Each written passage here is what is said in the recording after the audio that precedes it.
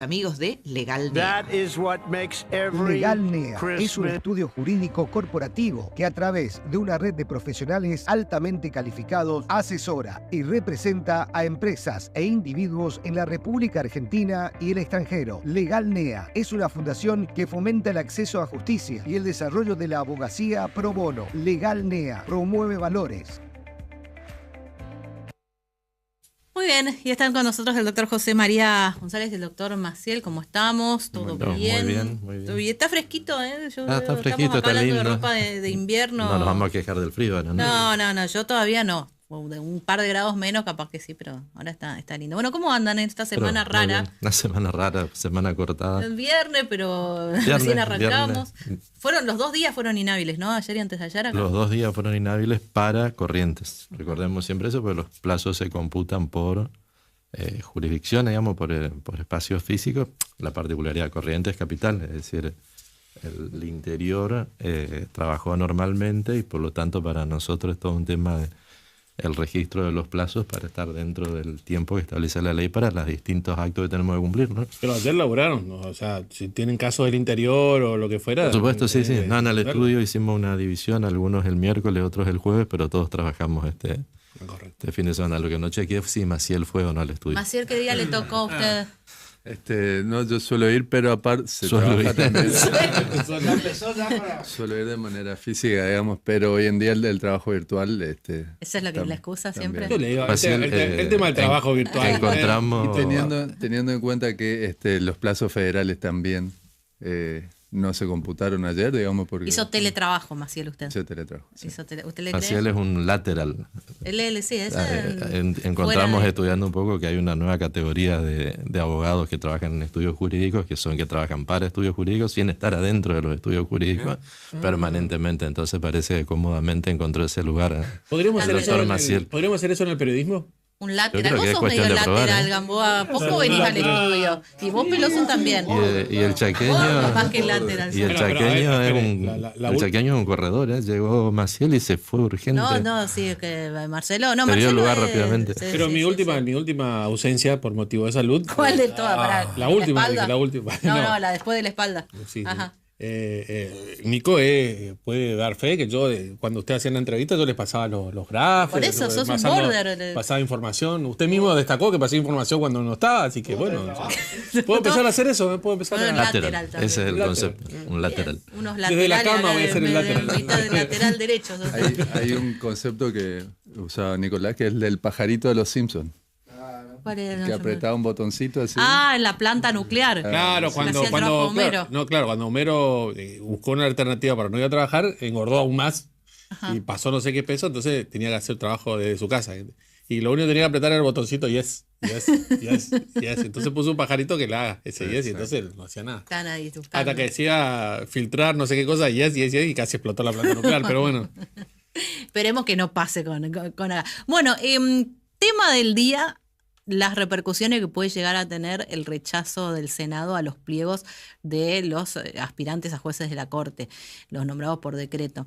¿Por qué comentábamos en la previa, ¿no? ¿Será que hay un interés real de la gente en entender qué está pasando esto? ¿Qué está pasando con los jueces? Estamos hablando de jueces de la Corte, y de 2, ¿no? O no. Es como que lo notamos tan lejano a veces todo lo que pasa. Sin embargo, está en juego la cabeza, la conformación de uno de los máximos poderes del Estado. ¿Qué va a pasar? A ver, imaginemos el caso de García Mansilla, que el gobierno volvió a decir que García Mansilla sigue hasta fin de año. Decide algo, un juicio que llega a la Corte, firma García Mansilla. Sí. ¿Ustedes pedirían la nulidad de eso porque García Mansilla no tiene acuerdo del Senado? El caso que la condena... A esta altura hay un juez federal que le sacó una medida de eco por 3 meses. Sí. Pero la condena de Cristina Kirchner no está en la Corte Suprema. Bueno, son como muchos temas, vamos por partes, ¿sí? A ver, en lo que nos toca a nosotros, que es tratar de llevar conocimiento jurídico a la gente, de reconfirmar o por ahí sacar falsos conceptos,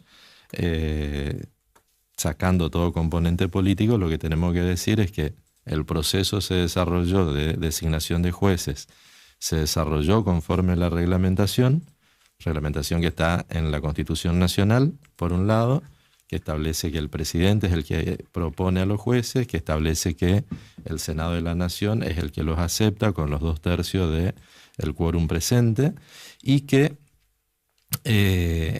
luego se reglamentó en el gobierno de Kirchner, de Néstor Kirchner, que estableció todo un procedimiento para otorgar relativa transparencia y participación popular a la gente, que consiste en que se anuncie previamente quiénes van a ser los candidatos propuestos por el presidente, se establezcan plazos para que presente avales, donde tienen que cumplir ciertos deberes de información de su estado financiero, económico, de sus clientes, de las asociaciones para las cuales trabaja, donde la gente puede realizar también observaciones, las ONGs, los distintos organismos de derecho. Y con toda esa información, el Ejecutivo elevó los pliegos de los dos candidatos. Llegó al Congreso, se hicieron las audiencias, son audiencias públicas donde el candidato contesta los requerimientos, las preguntas que le realizan los senadores, y a partir de ahí queda en instancia de votarse si se le da ese acuerdo o no. ¿Qué pasó ayer? Anoche. Fracasó el acuerdo. Es decir, no se alcanzaron los 2/3 de los senadores presentes de acuerdo al quórum establecido, y en consecuencia no van a ser jueces de la Corte por el procedimiento, por lo menos en esta oportunidad. Eso es por un lado. Esta es la lectura de lo que pasó ayer. Después hay especulaciones políticas, por qué sí, por qué no, las condiciones de cada uno, la idoneidad o no, etc. Está claro que la Corte Suprema es uno de los 3 poderes del Estado, la cabeza de uno de los 3 poderes del Estado, y que cada vez existe menos miedo a decir que también es un órgano político en el buen sentido de la expresión, es decir, que contribuye con sus fallos, con sus sentencias, al desarrollo político de la sociedad. Después, esa es la cuestión jurídica. Capítulo aparte, el caso de García Mansilla. García Mansilla, ya habíamos analizado el caso, fue propuesto durante el receso del Senado, bajo un artículo de la Constitución que habilita al presidente en esas condiciones de receso del Congreso, a designar ciertos cargos, entre los cuales, entendemos nosotros, no está previsto el de ministro de la Corte. Por lo tanto, sí, nosotros cuestionaríamos la intervención de García Mansilla en cualquier expediente, porque entendemos que la designación no es constitucional. No solo a partir del rechazo en el Senado, sino desde el origen. Desde el origen mismo de su intervención, que es lo que provocó esto que recién comentábamos, de que incluso haya un pronunciamiento en un juzgado federal donde le dice que se abstenga de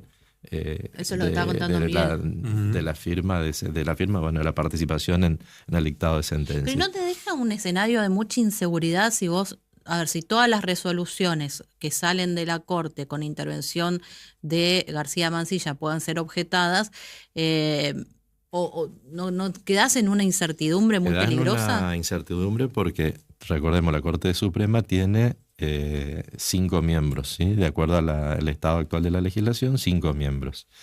De esos miembros hay 3 que están en actividad, hay 2 que están vacantes, que son los cargos que hay que cubrir, con lo cual él vendría a ocupar un 4º lugar. En cualquier hipótesis de fallo dividido, donde, un fallo por mayoría, 4-0 sería, sí, no tendría una incidencia práctica, porque los otros 3 fallos, los otros 3 votos serían coincidentes, entonces no se alteraría esa situación. Pero sí, en una situación de fallo dividido, sí, claramente que sí, donde él formará parte de esa mayoría. 2-1. Y él, queda unos hay, cualquiera sea su... Primero que haga algo, queda unos hay. No hace algo, queda unos hay.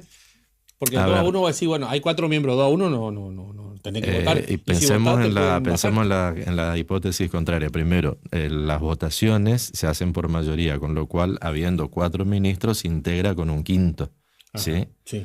Supongamos que hubiera un escenario de 2 votos a favor, 2 votos en contra en cualquier sentencia. Sí. Y es él quien emite el voto definitorio.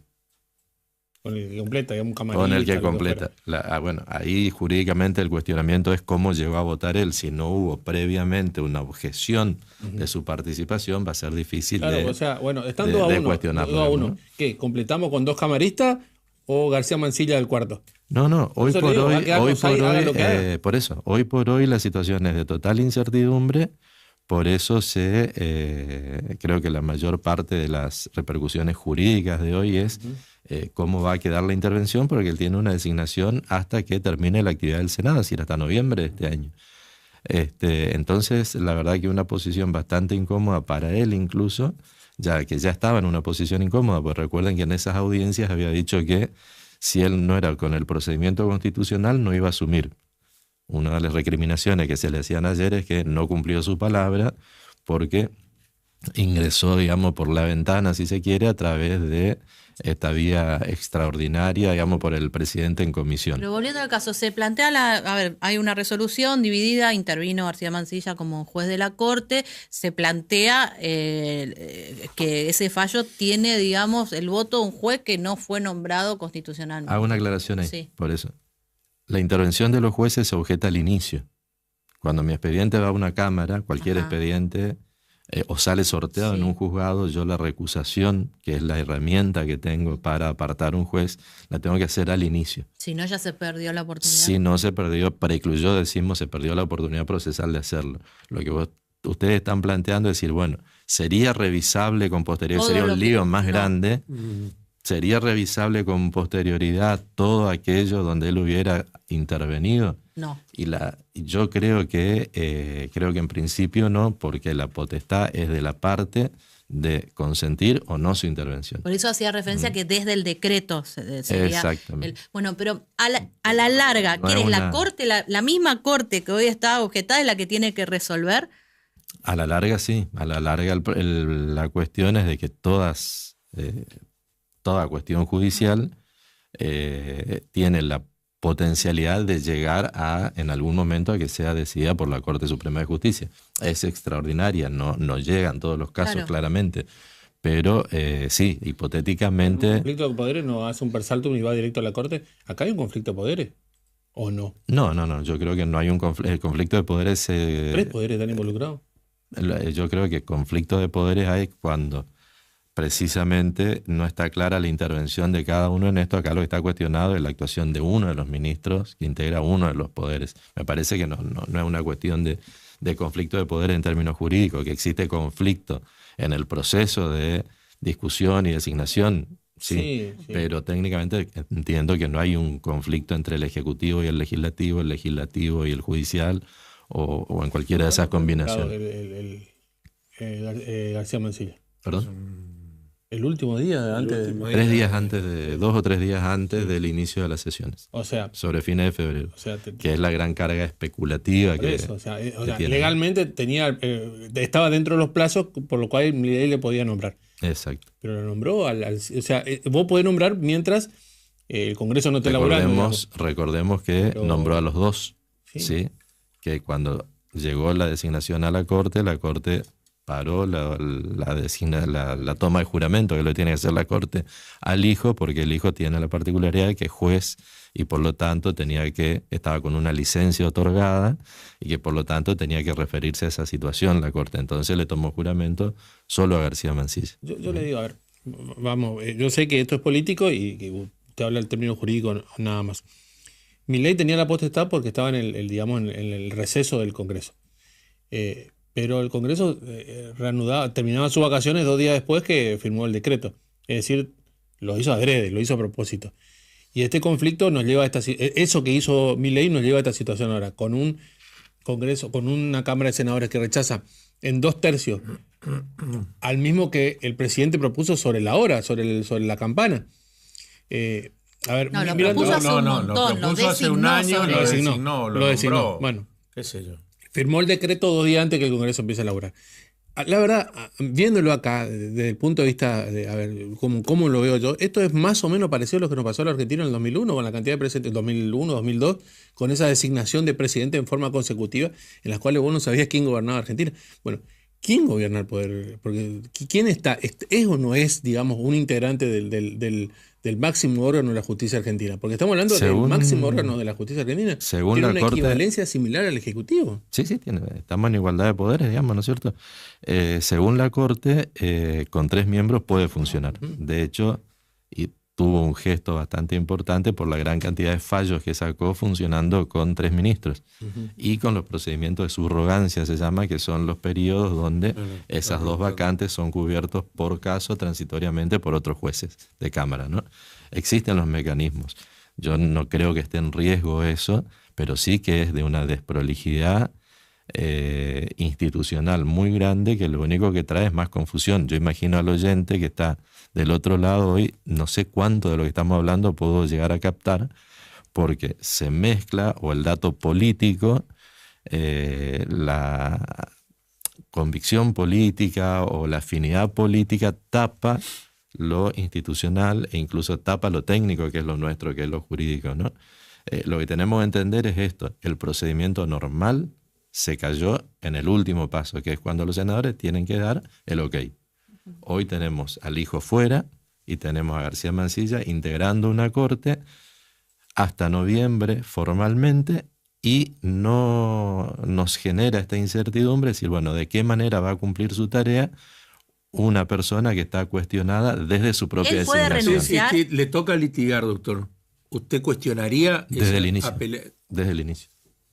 Decir, señor juez, 2 puntos, chavo. Claro, pero atacaría ese punto, claro. una ¿y los carta otros que jueces tiene a favor no lo pueden apartar? No. No, entiendo que no, porque hoy en realidad son pares, digamos. O sea, ellos no podrían hacer ellos nada. tuvieron la oportunidad, como lo hicieron con Lijo, de decir, bueno, no le tomamos juramento. Recuerden que cuando viene designado, lo que hace la Corte es tomar juramento, no designa. Sí, la designación ya estuvo formalizada. Lo cual podría retrasar más la mecánica habitual, o sea, de la dinámica, digamos, de ese cuerpo. Si vos entrás antes de pedir resolver la cuestión de fondo por la que usted está litigando, ataca primero como estrategia judicial pero ataca el normal funcionamiento, digamos, y si hay algo que necesita el justiciable es certidumbre respecto de que sus casos van a ser tratados sin ningún tipo de incidencia. García Mansilla podría renunciar, él, ¿no? Sí, eso está dentro de las alternativas. Y eso es lo que hay una presión social muy fuerte para eso, ¿no? Debería. Y a ver, ¿y quién fue el que le dijo que no tiene que resolver nada por 3 meses? Es un planteo que está la noticia, pero honestamente, como no conozco el fallo, no tengo acceso al fallo, es muy poco serio hablar en términos jurídicos de eso. Llevándolo a un plano militar, es como que un teniente le diga al coronel lo que tiene que hacer, digamos, o a un general. A ver, los jueces... ¿Un juez federal? No, porque no hay la diferencia. Bueno, Ramos Padilla, un juez también cuestionado desde el punto de vista... político, digamos, por su afinidad con la oposición.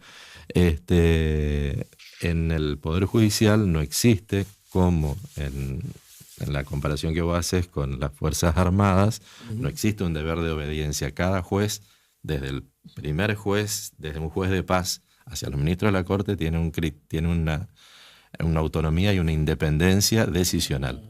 ¿Sí? Entonces, no son como ministros de un gobernador. No tienen un deber de obediencia jerárquica. Deciden según su conciencia. Como juez federal le dice a un miembro de la Corte Suprema de Justicia lo que debe hacer. No sé. Bueno, empiezan a pasar estas cosas locales. Hemos tenido fiscales imputados que no asisten a las declaraciones, digamos, cuando son citados. Entonces, es decir, algún contrasentido mayor que ese, cuando es él que cita a cualquier imputado y lo obliga a venir, cuando él está imputado no va. El fiscal no va. Lo que pasa, doctora, es que cuando hablamos de todo esto, eso es la cabeza de la justicia argentina. Entonces, ¿qué le podemos endilgar? O sea, ¿qué podemos decir cuando le atrapan a un ladrón y lo sueltan a las horas? Digamos, si la cabeza de la justicia no funciona, ¿qué esperar el resto del cuerpo? Bueno, unos segundos. Un fallo interesante, Carlos, para compartir, que tiene que ver con delitos informáticos, una decisión contra un banco.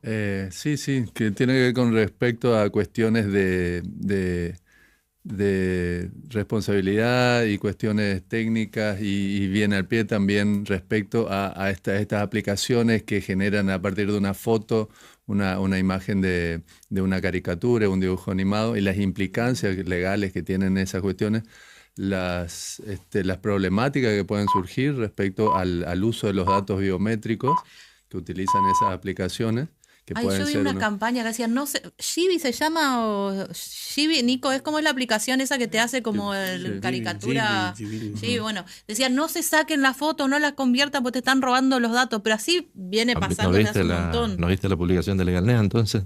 Por eso. Ahí está. ¿Qué dicen? No, yo no hice mi caricatura, ¿hago o no? Básicamente de lo que se trata es de que, así como uno comparte su DNI, el número de tarjeta, la fecha de nacimiento, el estado de familia, cargando un dato en internet, cuando se toma la imagen de uno está dando información, son los datos biométricos. Los datos biométricos son los que permiten la lectura y la identificación, por eso acercamos el teléfono y nos reconoce la cara, ¿verdad? Entonces, contando con esa información, la aplicación se presume que podría utilizarla no debidamente o no. Vale. ¿Qué es lo que sucede comparado con este caso que vos planteabas recién? Cuando yo le estoy dando mis datos de esta manera a una aplicación, no estoy siendo diligente en el cuidado de mi información. Es como que yo me someto, bajo la guardia, exhibo mi información, es como que doy mis claves, mis credenciales. Entonces, frente a cualquier conflicto que se genere a partir de allí, yo no voy a poder decir que soy tan inocente como en este fallo que mencionás del superior, donde ante una estafa bancaria dice, no, el usuario bancario, el consumidor de servicios financieros, que cumple normalmente las reglas, no es responsable porque no tiene un deber de diligencia mayor que el banco. En cambio, cuando yo a una aplicación le doy datos biométricos o de los otros sensibles, yo me estoy haciendo cargo de eso y puede que, llegado el momento que se judicialicen cuestiones de este tipo, no tenga esa protección legal que puede tener un... El consejo es no hacer la caricatura. El consejo es cuidar los datos personales. Incluyendo la imagen. Teniendo conciencia de que la imagen conforma datos biométricos. El teléfono y vos con la cara nomás ya desbloqueas las aplicaciones y todo eso. Sí, pero y no hacemos lo mismo en Facebook, en Instagram. Subimos nuestras fotos, tranquilo. O sea, si alguien nos quiere chorear la foto, nos chorea con demasiada facilidad. La foto sí, no sé, esto habría que explicarlo técnicamente, pero que vos te pongas frente a un dispositivo que está preparado para tomar aquellos rasgos que te identifican y te hacen único respecto de otro, a punto tal que eso permite generar una medida de seguridad. Me parece que hay alguna diferencia técnica. No la conozco, no es jurídica la cuestión, pero la podríamos ver con especialistas, ¿no? Gracias por venir. A ustedes, muy amables. Gracias, hasta la semana que viene. Tengan buen fin de. Chau. El lateral, ¿cómo es eso? Hoy estuvo de lateral también. Hoy estuvo de lateral también. Hacemos la pausa. Nuestro Montiel. Ya venimos.